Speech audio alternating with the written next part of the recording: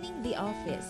Clean and disinfect trash can. Tie the opening of the trash bag to prevent spillage. Apply and wipe disinfectant on the inside and outside of the trash can. Place a new trash bag.